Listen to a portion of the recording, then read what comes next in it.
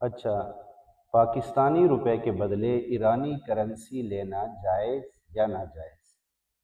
آج ہم ایک اہم اور عام مسئلہ پر بات کریں گے۔ پاکستانی روپے کے بدلے ایرانی کرنسی ریال یعنی تومان لینا یہ شرعاً جائز ہے یا نہیں؟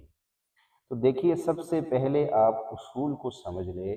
اسلام میں کرنسی کا جو تبادلہ ہوتا ہے اس کو بے صرف کہتے ہیں، ٹھیک ہے؟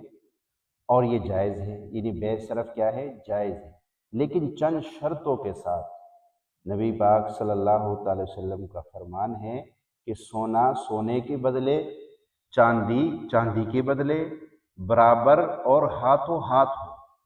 اور دیکھیں، جب جنس مختلف ہو تو جیسے چاہو بیچو، بشرطے کہ ایک شرط اس پہ یہ کہ وہ بھی ہاتھوں ہاتھ ہو جب جنس مختلف ہو۔ تو اب اس حدیث سے علماء نے یہ اصول نکالا، اگر ایک ہی کرنسی ہو تو برابر ہونا ضروری ہے، اور اگر مختلف کرنسیاں ہوں جیسے پاکستانی روپے اور ایرانی ریال تو کمی بیشی جائز ہے، یعنی ریٹ کے مطابق لین دین ہو سکتا ہے، لیکن ایک اہم شرط یہ ہے کہ لین دین جو ہے وہ فوراً ہونا چاہیے، ہاتھوں ہاتھ۔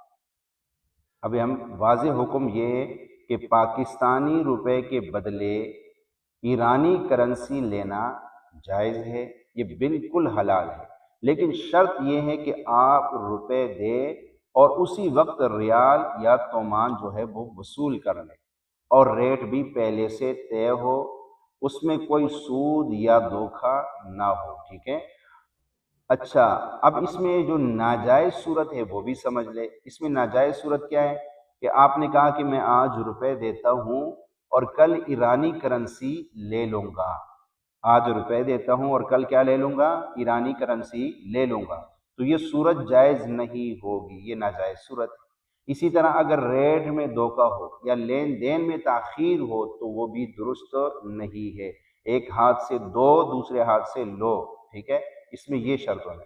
اور قرآن پاک میں اللہ فرماتے ہیں احل اللہ البیع وحرم الربا، کہ اللہ نے خرید و فروخت کو حلال کیا اور سود کو حرام کیا ہے۔ لہٰذا ہمیں چاہیے کہ ہم اپنی تجارت کو سود اور دھوکے سے کیا کریں؟